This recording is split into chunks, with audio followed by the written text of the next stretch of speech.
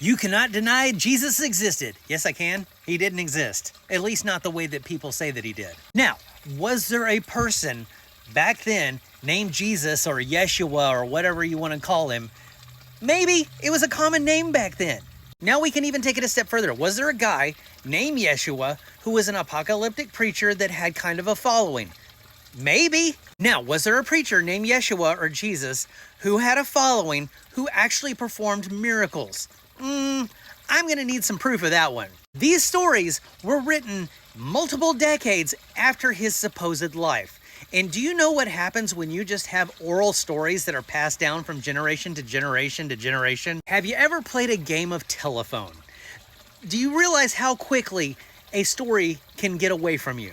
It always reminds me of Braveheart when people say that he wasn't William Wallace because William Wallace was like 7 feet tall and he's like, oh, aye. And if he were here, he could shoot lightning out of his eyes and fireballs out his ass. Funny thing about legends is they get kind of embellished the more people tell the stories. And you get so worked up in the comments telling everybody that Jesus was a historical figure. It's documented. He was a historical figure. Okay, fine.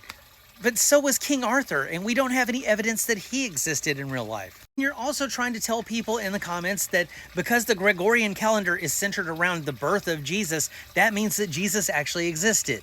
Couple of problems with that one. For one, based upon the Bible, religious scholars all agree that Jesus would not have been born on December 25th. If they were wrong about his birth date, what makes you so sure that they were right about his birth year? And this is the main problem that I have with people who try and prove the Bible with the Bible, because the Bible even argues with itself. And if your God really wanted us to buy into this story, he went about it in a really stupid way. The earliest findings of any parts of the story looks like a caveman's toilet paper. If he really wanted his people to have a book of salvation, why didn't he make it like invincible? Why didn't he make it in a language that everybody could easily understand and read? Why did he make it so ambiguous that something could mean this, but it could also mean the opposite of this? You need to think about this logically. If God was real, there would only be one religion on the planet, because everybody would know that it was the right one. So, was there a man named Jesus, Yeshua, who existed back in that time, in that place? Who knows? Moreover, who cares? Because we cannot ever prove that he was a magic man.